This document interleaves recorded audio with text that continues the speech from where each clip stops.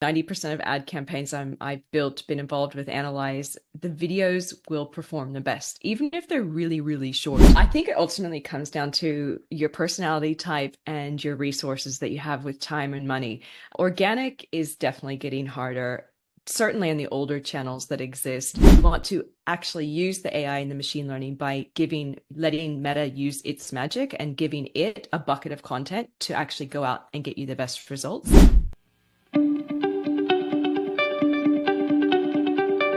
What one key piece of advice would you like to give to everyone watching and listening today?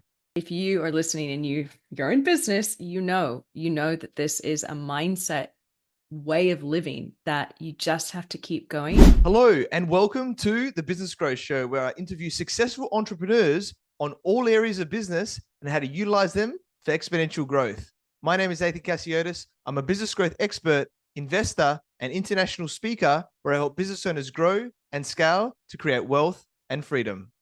Today, I have an awesome guest. Her name is Heather Porter. She helps service businesses triple leads with a website and marketing that works. And she started a career managing events for Tony Robbins and for other well-known speakers globally. And she transitioned into digital marketing after building a membership website for a speaker that grew to 18,000 members. And she has 15 years of experience in digital marketing as a business owner, consultant, and digital marketing speaker.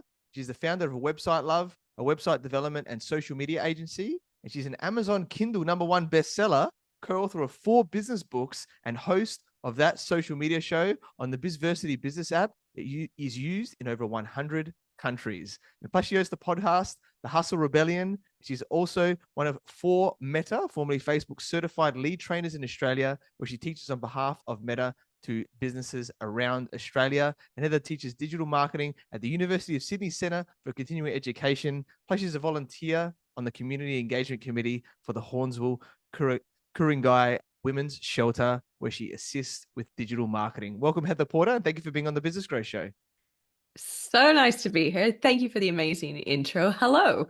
Yeah, you're welcome. It's been awesome, and I know that I recently just got interviewed on your show as well. So it's great to go hand in hand there and yeah, showcase each other's lovely talents. I'm sure it's going to be an amazing show for everyone watching and listening today.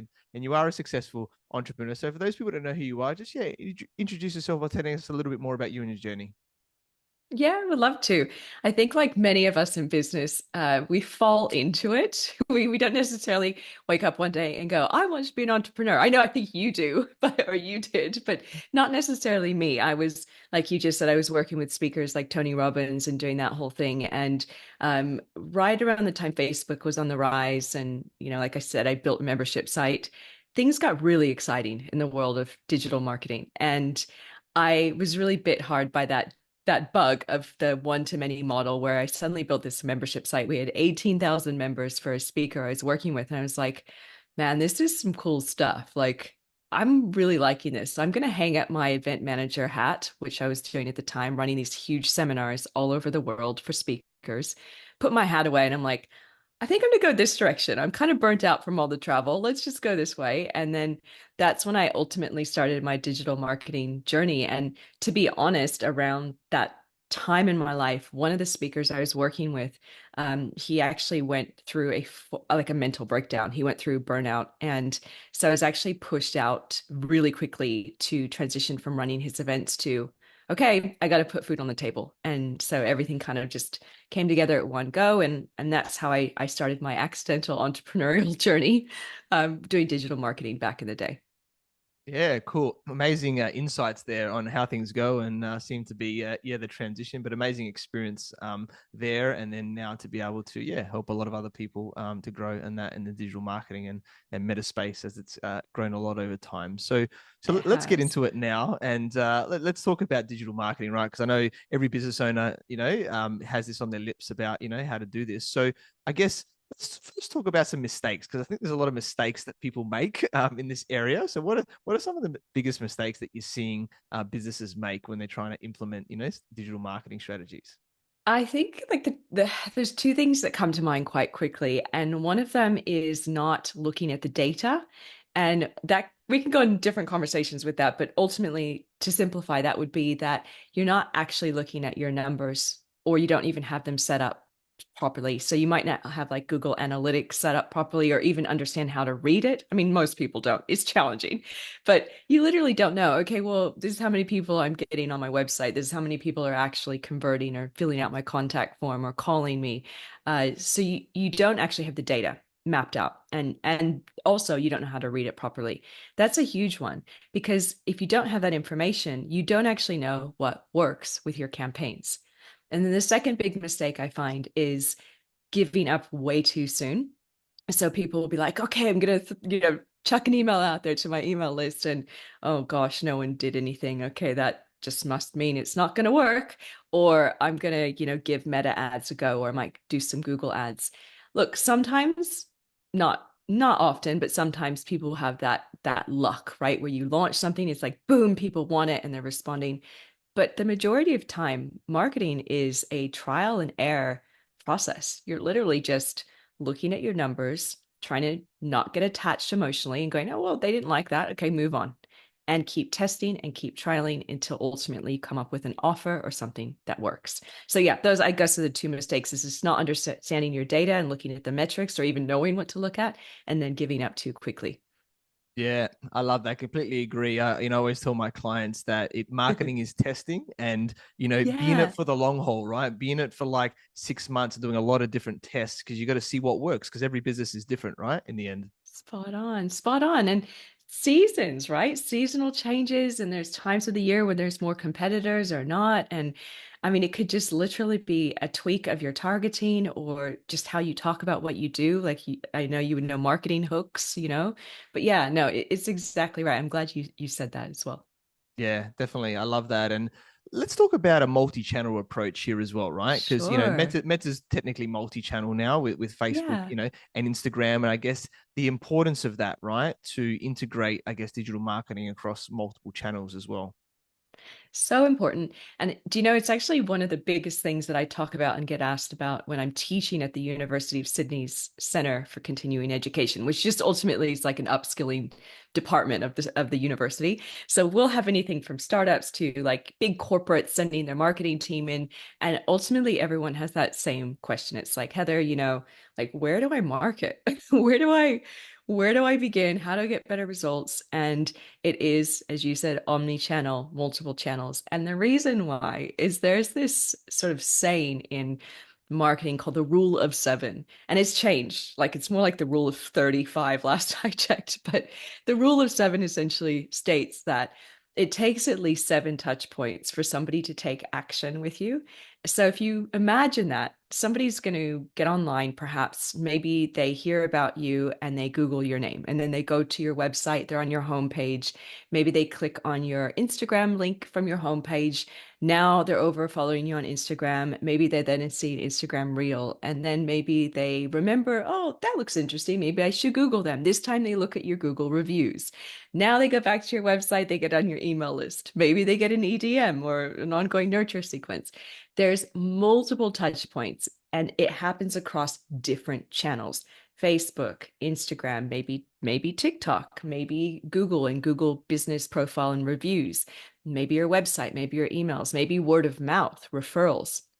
So the thing to think about is you must be in more channels than just one, more places, more areas to get your message out, because it takes time to nurture somebody, even in e-commerce. And there's a friend of mine who has this huge, like multi-million dollar e-commerce company. He's actually one of my fellow trainers at Meta. We always have great marketing nerdy conversations. And I'm always like, Dan, like tell me, how long is a lifetime like take, or not the lifetime value, but how long is it taking right now to acquire a customer in e-com? And he's like, well, still taking like roughly 30 days. He goes, you gotta like really nurture them. You have to show them. He like literally he's built out a funnel in his advertising, his Meta, where it's like awareness, right? So you're doing like behind the scenes and lots of user generated content, and then he follows up with deeper level benefits and features ads, and then he follows up with cart abandonment. And he goes, you have to work hard. You actually really have to work hard these days to get your message out there, and just understand that it's just not an ad, not one message anymore. It's a cohesive message across multiple channels to make it work. Yeah, I love that. So powerful. Completely agree. And let's talk about the combination of organic and paid elements here, right? Because I think this is important Yeah. too. Because some people are like, I just want to do organic. I don't want to pay, or they just want to pay, but then they don't see the value in organic. But I think there's value in both, right, for different reasons. So do you want to maybe just share the Yeah. reasons, I guess, for doing both as well? I think it ultimately comes down to your personality type and your resources that you have with time and money. Organic is definitely getting harder, certainly in the older channels that exist, like TikTok and some of the newer ones. It's a little bit easier to get out there and get engagement.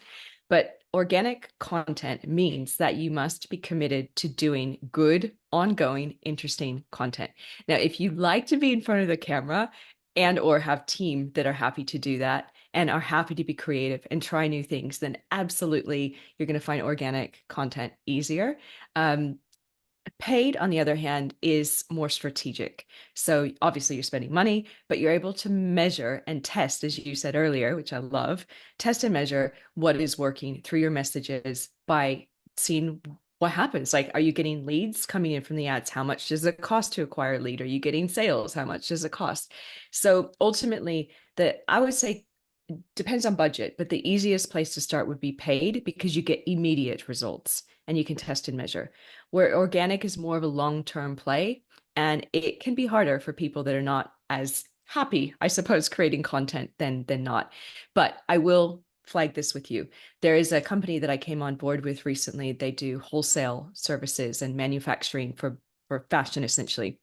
So I was talking to them and I'm like, right, well, we're helping you put some really cool ads out there. We're getting you loads of leads and retail companies coming in that want to work with you.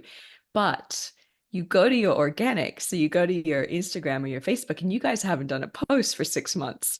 What is that going to say about your brand when they want to get to know you outside of the paid space? So, like you just said, both are important. You do need, especially organic, if you are running paid, but I guess it just depends on budget and resources. Yeah, I love that. So powerful. So important there with yeah, what we're measuring and everything like that on that side of things. So Yeah. um I guess let's just talk quickly about this, right? Because I think I know the answer to this question, but I'd like to know from your perspective because you know we want to be testing multiple ads, different hooks, graphics, videos, things like that, and then the Yeah. market will speak. How much should we be spending on each of these, right, in a budget to like get something that's at least the minimum accurate data, right? Because spending $10 on something is probably not going to be enough to give us something that will actually give us something. Where do we double down, so to speak, on it as well? Yeah, the more you spend, the quicker you get the data results that you need. Exactly right.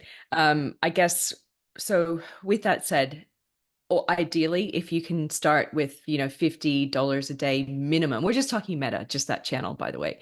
It also depends on how big your market is. So if you're just doing like local marketing, certainly $50 a day is definitely adequate. But if you're going national, for example, you want to pump that up as high as you can, even $100 a day, ideally, to get some data coming in.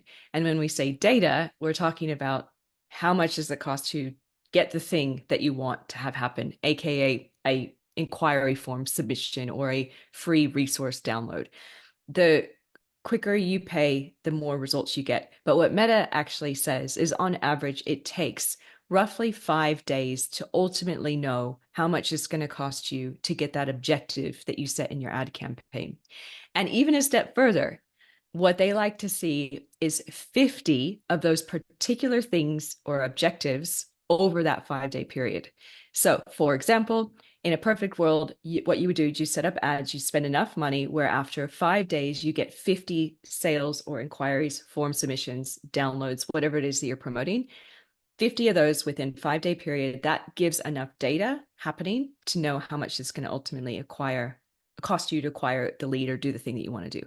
So hopefully that's making sense. So essentially, it depends is the answer, but the more you spend, the quicker the quicker data you get coming in, and then you can make some decisions on what's working or what is not working at that time. Yeah, awesome. I love that. And yeah, let's delve deeper into Meta because I've learned a lot about this myself. I'm quite fortunate. I know you're more of the expert, but I can go from a bit of experience. But there's a lot of different Yeah, types of ads, right? Like that we can do here. So you've got, there your are. standard photos or video, but then there's like lead form ads and these other things like that. So what do you think are some good strategies, I guess, of what's, I guess, working right in the platforms now for people to get them the highest possible, effectiveness of them?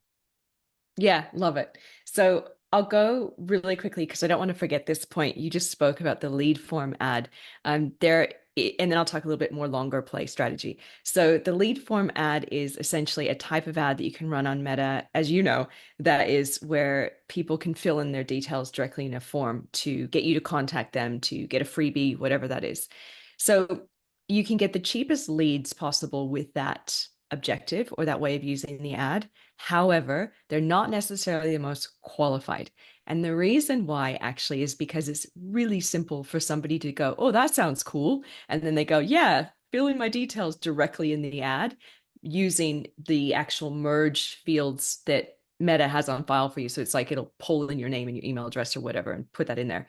So what will happen is you'll get these leads coming in and your sales team or you will contact them and be like, yeah, so anyway, you wanted access to this thing. And they're like, I don't even know who you are. What are you talking about? Or they won't respond.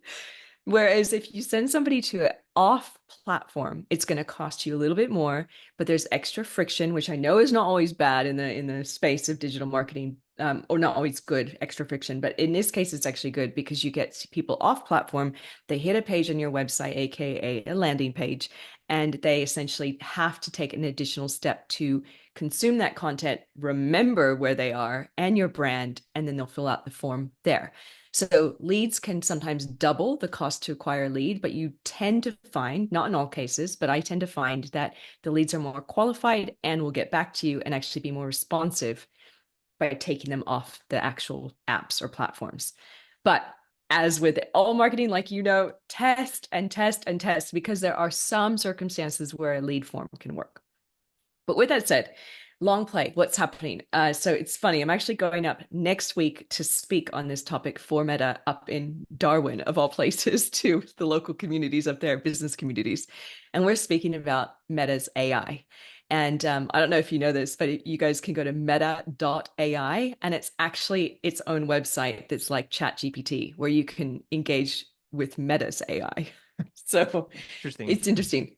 Yeah, really cool. So what two things are happening with the shift of that platform? And the number one is the way to have successful ads is what they call ad liquidity.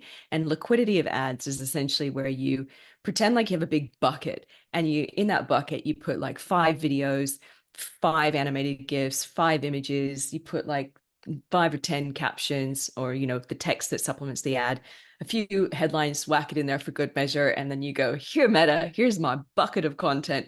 You and your AI and your machine learning, you do the hard work. It will then pull combos of your ads together to try and get you the best ROI or results on your ad. It's not only in Meta, it's also on places like Google where they have their performance max ads. It's all about dynamic types of putting ads out there in the market. So long-term play is to use these tools. You want to actually use the AI and the machine learning by letting Meta use its magic and giving it a bucket of content to actually go out and get you the best results.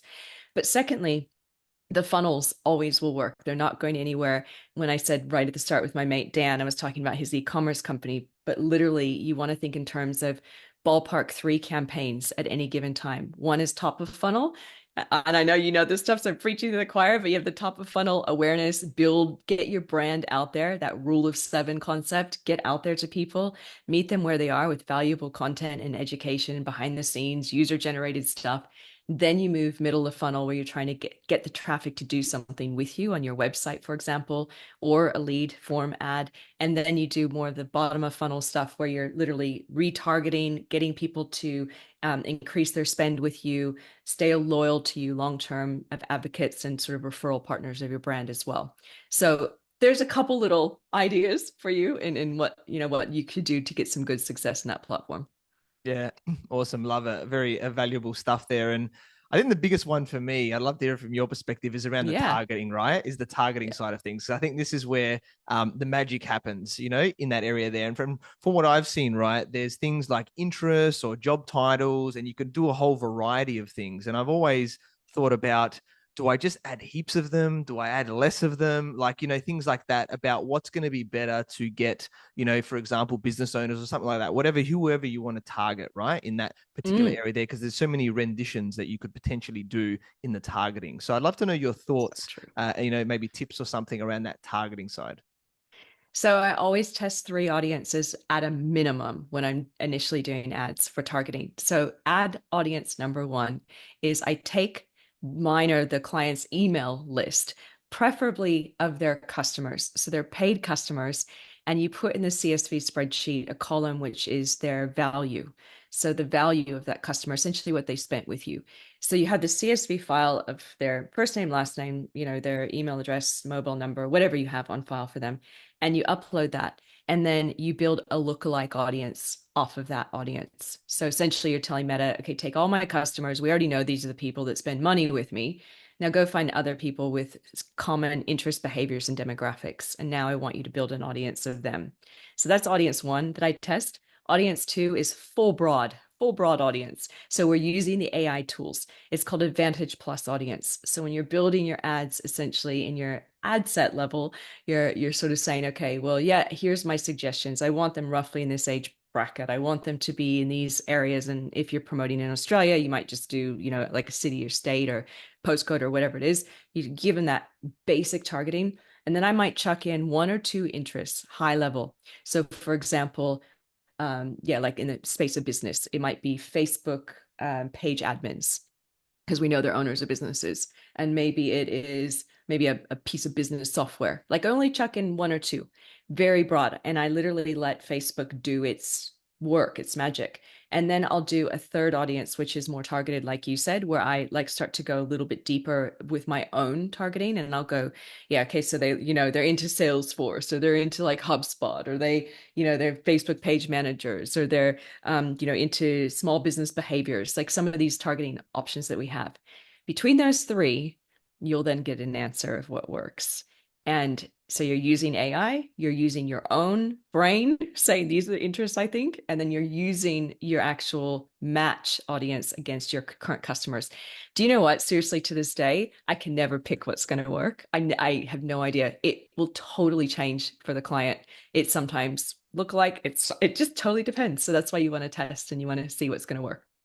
Yeah, I love it. So powerful there with those gold areas of having different audiences. Yeah, don't just do one thing, right? Is have that No, spread and then see what's going to work, and the numbers will tell you, right? In the campaign there. That's they'll the tell good thing you. about Meta, right? You can see, the cost per click, or the cost per acquisition, whatever it is, of how it's structured there to tell you. And from my understanding, Meta automatically adjusts, right, as well, the campaign budgets too, right, to that, without, or should you be manually turning things off? Because I think it does it automatically, but I'd love to hear from your perspective as well.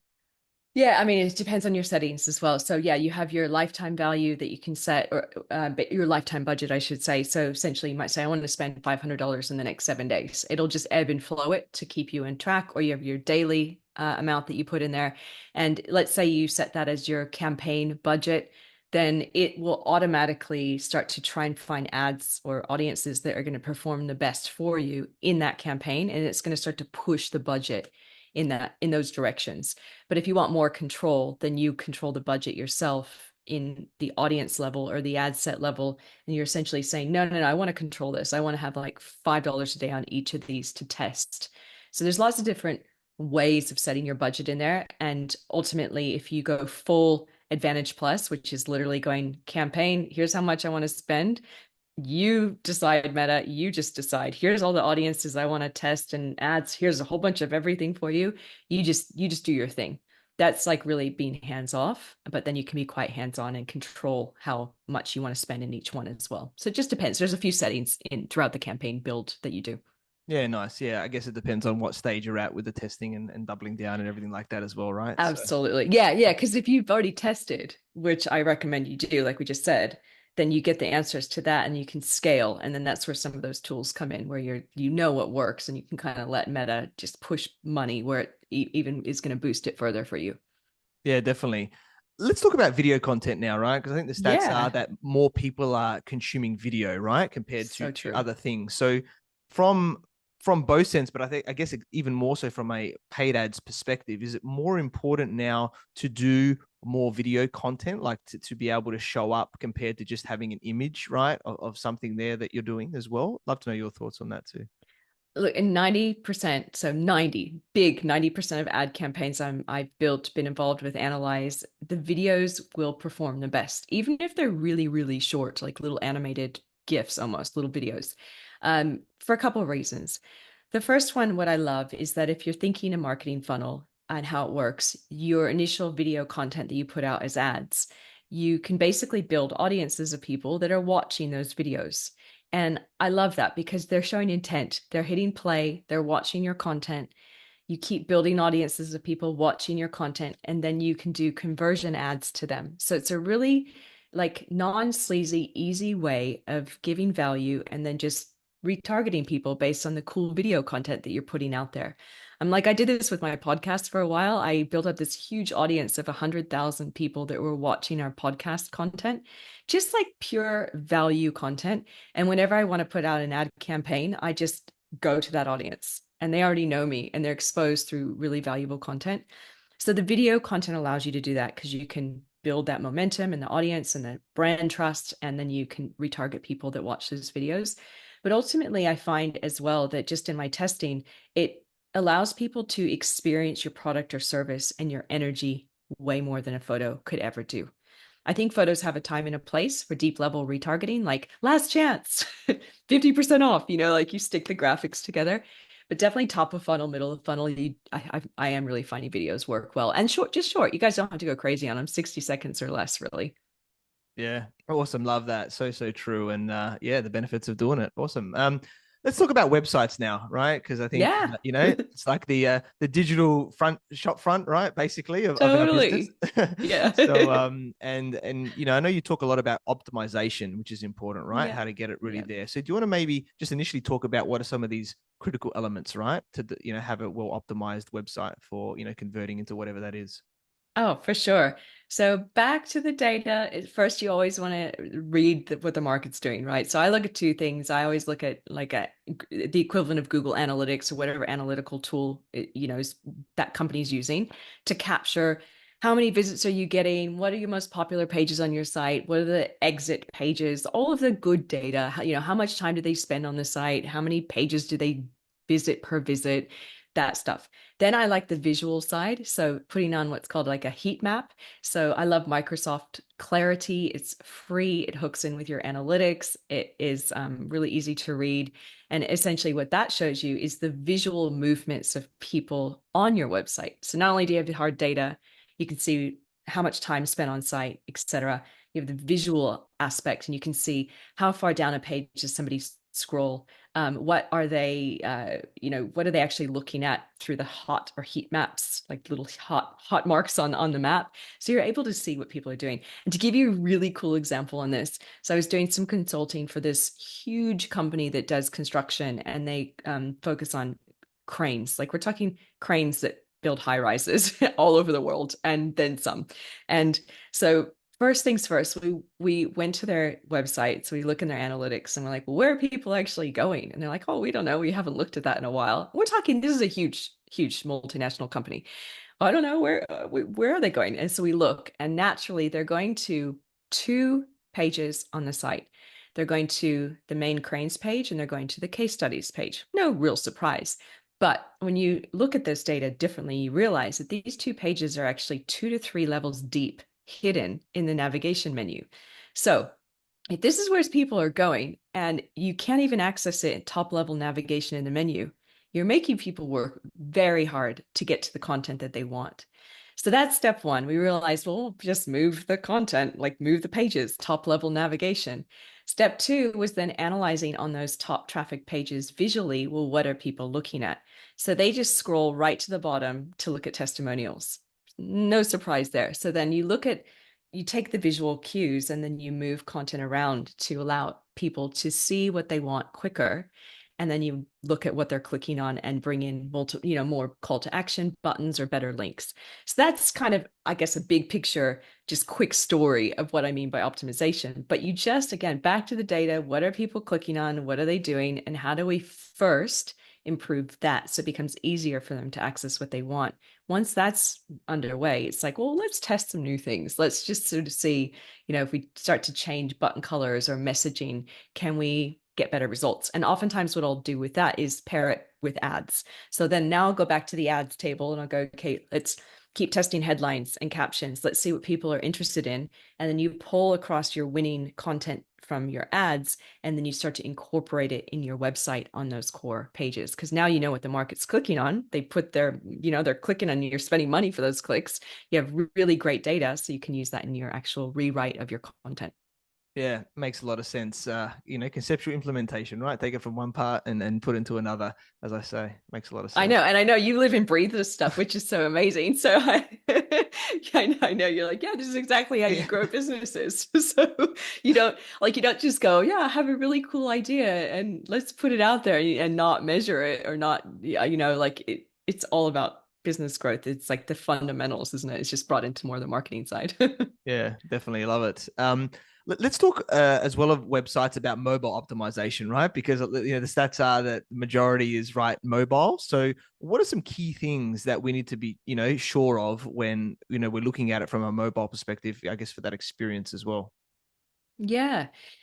Really looking at the scroll. So if you have, a website and let's say you have I don't know, like an area in your site, a row where you might have 3 or 4 columns that give information. Then in most cases, you don't want that to stack. So you don't want that to go like suddenly the 4 columns stack into huge 4 big content chunks. You might want to move that into like a slider where people can tap across if they want to consume that content. So you're looking to keep like the height of the page essentially the same on a phone, not just like stretch it further. That's a really big one.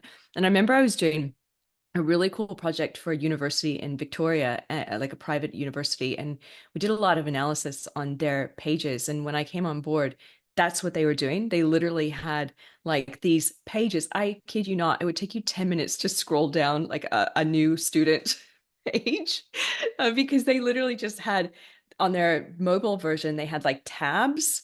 And instead of having tabs or some sort of scroll bar across on a mobile, they just opened up all the tab content in one section after another.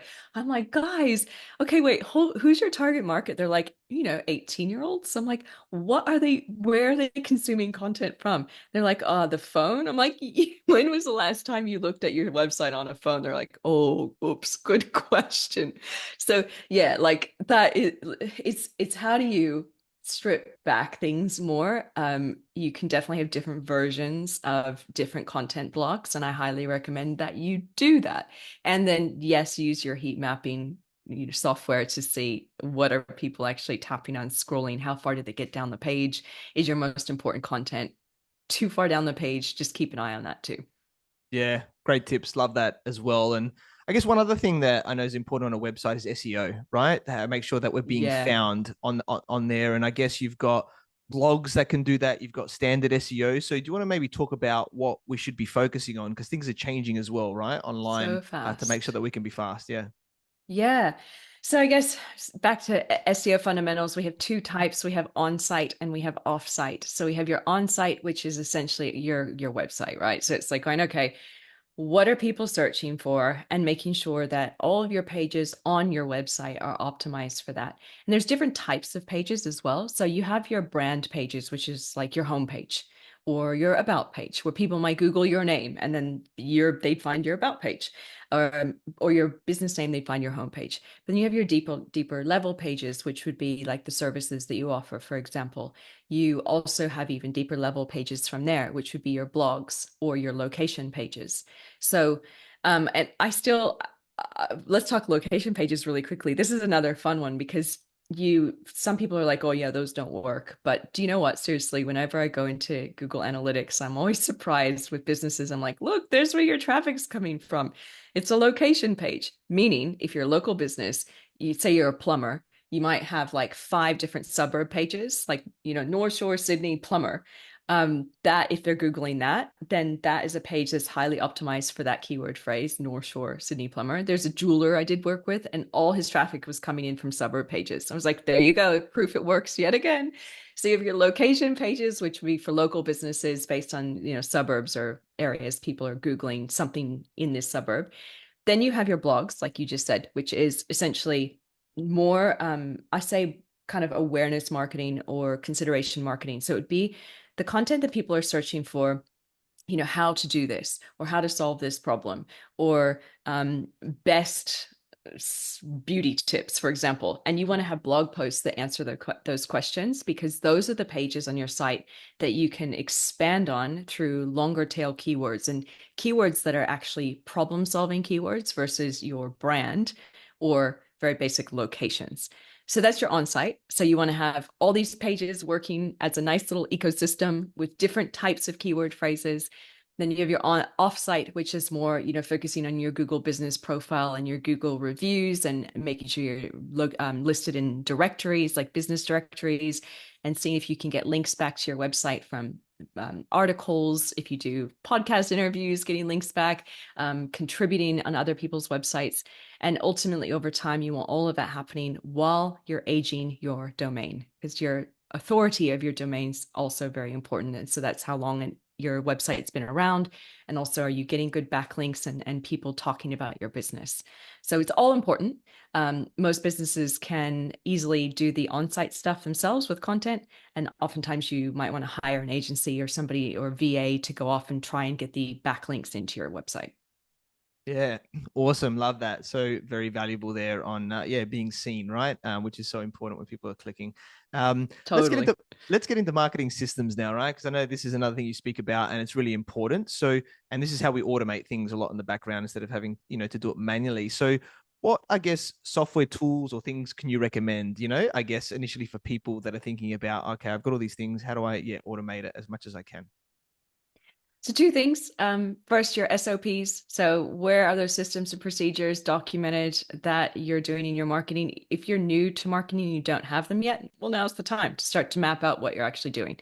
So document those, whether it's literally in a Google folder that you share with your team, or you use something like called Process Street. There's so many out there. It's just what's going to be easy for you to document your systems in a clean way that your team can consume.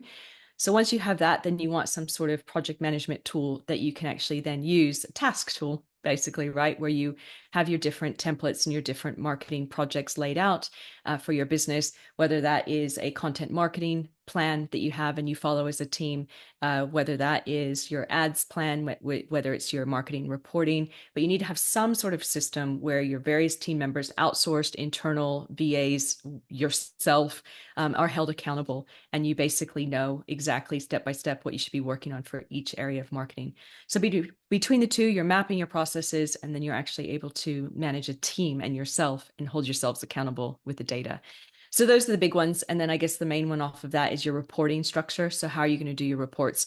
Nowadays, you can go to like get dashboards that exist out there, or just build a simple one. Again, back to Google Sheet, where you're plugging in numbers or kind of fine tuning that report in the way you want. There's a CEO that I do work with, and she has a 300-person company, and she's like, her marketing in-house marketing team were confusing the hell out of her. They're like, here's all your marketing reports. And she goes, I don't even know what I'm looking at. You guys, all I want to know is how much my email list has grown. How many unsubscribes do I have? How many sales calls do I have? Where did they come from? How much did it cost to get a sales call? And they do like these live trainings online as well. So how many opt-ins are we getting for those? How many conversions off of those? Literally, it was about 15 figures, like metrics she wanted to see. And that was it. She's like, I don't care about anything else. This is what I want to see. You just give me this. So also being cool to actually work with the team and go, this is actually what I want to know. This is like, you guys can get all the other stuff, like the engagement and the whatever, the likes on Instagram. That's cool. That's for you. But for me as the CEO, just give me the needle. Like what do I need to focus on to move the needle forward on the company? So those would be the sort of core areas that you want to look at. And then it's just making sure that the right team's in the right place based on what you need. So if you would have to have a strategist in there, you might have some doers in there, and just making sure that they get access to what they need. Yeah, awesome. Love that. And Let's quickly talk about AI, right? It's a big one. I know you've already talked Yeah, about meta AI, but generally AI in marketing, because a lot of, people in ChatGPT, that's the easiest way that they can think about it, of getting ideas and things totally. like that, to do that. But there's a lot of other tools. So I guess, where are you seeing AI now happening, with marketing, I guess, where it's going as well, for how we can integrate this into what we're doing in our business? Well, a couple of really easy ones, just recapping, I suppose, on what we've spoken about so far, is you can use it for SEO. So on the chat GPT front, essentially you go in and there's loads of prompts that you can do, everything from like, let's talk about here's what my business does and who we are. Now give me some short tail keywords, some broad keywords. Now let's go longer tail. So like the more long phrases that people search for. And then you can ask it to use tools like SEM Rush that exist to go out and actually do some analysis for you. So there's really cool stuff you can do using AI to do full keyword research and analysis for you that's getting better and better. And I'm really amazed with what it can do for you. Then there's the content plan as well. So you can tell it, this is my business is, what we do, our avatar, etc. Develop a content plan. I was testing Meta AI the other day. I went in and I basically said, hey, I am a service. No, I'm a, what did I say? Oh, I'm a beauty salon and I want to promote vouchers for Christmas. Can you create an entire marketing campaign for holiday gift vouchers? And it literally was like, this is what you do in each month. These are the posts you need. This is the budget you need to spend. This is what you need for the ads. And then I'm like, okay, now I want you to write the captions for me for the ads. It wrote the captions, like, and then I had this whole plan with captions, ad plan, content plan, and everything. So you can literally have a content marketing plan created from that perspective. I like to put in a lot of training in my AI, so I'll give it like hundreds of copywriting formulas, and then I'll say, okay, use these copywriting formulas and write 5 captions for me using these copywriting formulas. It's getting really good. So yeah, lots of SEO, lots of content creation and blog posts. But you can go further with that and you can set up and train your GPTs and go deeper level with them and train them into marketing advisors. And over time, even ask them like a coach for marketing advice as well. Yeah, definitely love that. Very, very powerful. And yeah, you've shared so much gold with us today, all everything's around marketing. And I guess, as we're starting to wrap up, one key piece of advice would you like to give to everyone watching and listening today? Don't give up. Don't give up ever, ever, ever, ever. And if you are listening and you're in business, you know that this is a mindset way of living that you just have to keep going. And I guess to reframe the harder moments, like I remember one time I had another company that I dissolved. Essentially, it was with a business partner, and I beat myself up so bad because I thought I was a failure. I was like, I failed. I failed on this business. I failed on everything and everyone in the team and everything. And a friend of mine said to me, what if you reframed it and just looked at it as stepping stones for the next business that you have? And you learned from it from that perspective. So that's what I would say. There is no failure. It's just learning, and don't give up.